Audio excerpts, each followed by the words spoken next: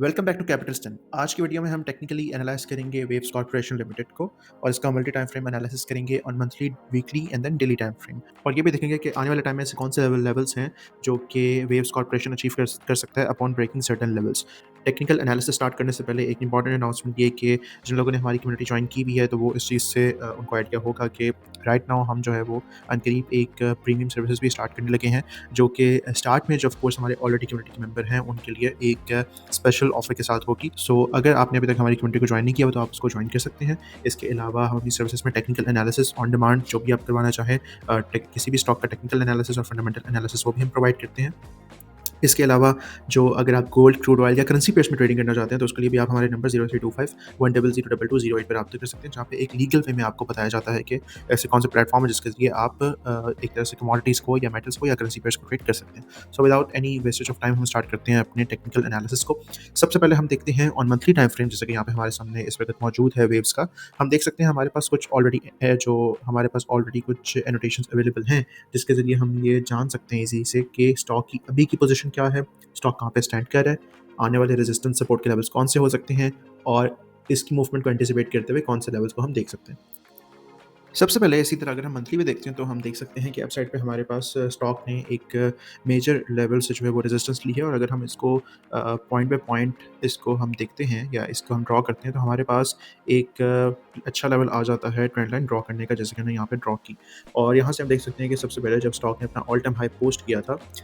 Date was around, हम कह सकते हैं इसको 54.47, और ये पोस्ट किया गया था 2017 के अंदर, जिसके बाद से स्टॉक में हमें डाउन साइड और कंसोलिडेशन का फेस देखने को मिला। देन अगेन डिस्ट्रीब्यूशन के बाद अगेन हमें जो है डाउन साइड की तरफ देखने को मिला है, और अब हमें देखने को ये मिल रहा है कि स्टॉक में खास तौर पे इस वाले जोन के अंदर हम कह सकते हैं कि हमें एक तरह की एक्यूमुलेशन देखने को मिल रही है, क्योंकि उसके बाद क्योंकि हम ये मंथली पे कर रहे हैं तो ये देखना काफ़ी लाजमी है कि 2022 से लेके 2025 तक ऑलमोस्ट जो है वो 2.5 से 3 साल तक इस स्टॉक में एक्यूमुलेशन जो है वो चलती रही है, जिसके बाद इन 1 सितंबर 2025 में हमें स्टॉक में इस रेंज का ब्रेकआउट देखने को मिला है। जबकि स्टॉक रेंज में ट्रेड कर रहा था तो डाउन साइड की तरफ सपोर्ट थी 5.96 की, जो कि हम प्रिसाइसली कह सकते हैं 6 रुपीज़ की, और अप साइड पे जो हमारे पास इसकी रेजिस्टेंस थी यानी कि रेंज का high, that was around 10 rupees. और इसी के साथ-साथ 9.5 से लेके 10 की एक ऐसी अप साइड की रेंज थी जिसको स्टॉक नहीं ब्रेक कर पा रहा था। फाइनली अगर हम देखें सितंबर में तो इसका ब्रेकआउट हुआ।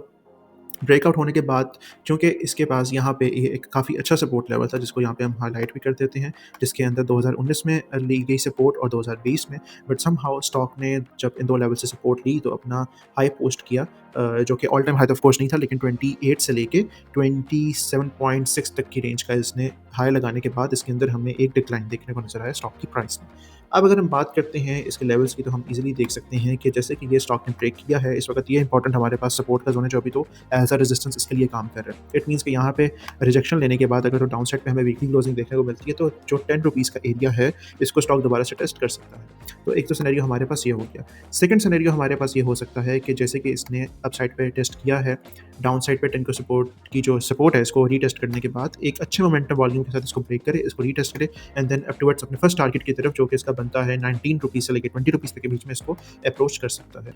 Now for the second anticipation हम ये देख सकते हैं कि अगर तो एक अच्छे मोमेंटम के साथ स्टॉक इसको ब्रेक आउट करता है यहाँ से और मंथली रेजिस्टेंस लेवल को चेंज करता है मंथली सपोर्ट लेवल में, अपसाइड की तरफ इस लेवल को भी 20 को ब्रेक करने के बाद फर्दर अपसाइड की मूव डेवलप करता है, तो देन यही 20 का लेवल इसके लिए मिड टर्म सपोर्ट काम कर सकता है। देन अगला टारगेट स्टॉक का 2000, जो इसका ऑलमोस्ट 2021 के अंदर एज हाई था, मीन्स के 27 के जोन को दोबारा से टेस्ट कर सकता है। उसमें हम एक बार अच्छा देख सकते हैं कि स्टॉक का अपसाइड ट्रेंड भी और अपसाइड चैनल भी स्टैब्लिश हो चुका होगा, जिसके अपने सपोर्ट और रेजिस्टेंस के लेवल होंगे बट इन अपसाइड चैनल के तौर पे। तो उस हवाले से हम फिर देखेंगे इसका एनालिसिस। अभी इन्हीं एनोटेशंस के साथ अब हम चलते हैं अपने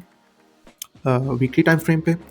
सबसे पहले वीकली टाइम फ्रेम पे हम देखें तो हम इजीली देख सकते हैं कि हमारे पास ये जो एक्यूमुलेशन का पूरा जोन है जिसके अंदर स्टॉक रेंज बाउंड ट्रेड करता है काफ़ी इंपॉर्टेंट है, और इसी के साथ हम देख सकते हैं कि जब सितंबर में इसका ब्रेकआउट हुआ तो स्टॉक ने इसी लेवल से ली रिजेक्शन, जो कि 13 से लेके 14.70 तक करता है एग्जिस्ट, जो कि प्रीवियस इसके ऐसा सपोर्ट काम कर चुका है। इसलिए हमारे पास ये देखना बहुत ज़रूरी है कि आने वाले दिनों में हमने स्टॉक का रिएक्शन देखना है कि अगर तो स्टॉक 13 से लेके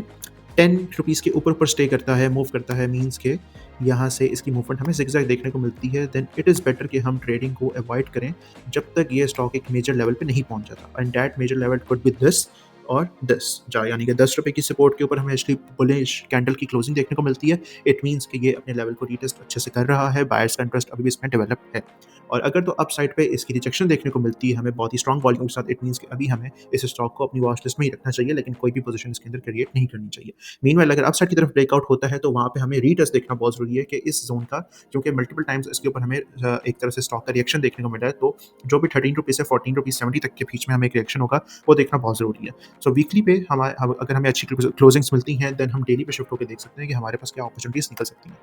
अब हम डेली की तरफ आते हैं और डेली की तरफ हम देख सकते हैं कि जैसे कि हमने आपको कहा कि इसी लेवल से चूँकि रिजेक्शन लिया स्टॉक ने, और ये रिजेक्शन ली है ऑलमोस्ट ऑन 19 सितंबर 2025। तो जैसे कि हम देख सकते हैं उसके बाद से स्टॉक में कुछ खास हमें मूवमेंट देखने को नहीं मिल रही। इसी के साथ-साथ अगर हम वॉल्यूम की बात करें तो हमें ब्रेकआउट पे वॉल्यूम देखने को मिला था। आफ्टरवर्ड्स हमें कोई ऐसा खास वॉल्यूम देखने को नहीं मिला। सो इट मीन्स कि हमारे पास जो अभी एक इंपॉर्टेंट ज़ोन्स आ जाते हैं ट्रेडिंग के, that is the above side level, जो कि हमने उसको मेंशन किया हुआ है, और डाउन साइड पे ये वाला लेवल काफ़ी हद तक इंपॉर्टेंट है। वन मोर सिनेरियो कि अगर तो स्टॉक आता है, इस लेवल को ब्रेक करता है, इसको रीटेस्ट करता है, देन हमें लुक आउट करना होगा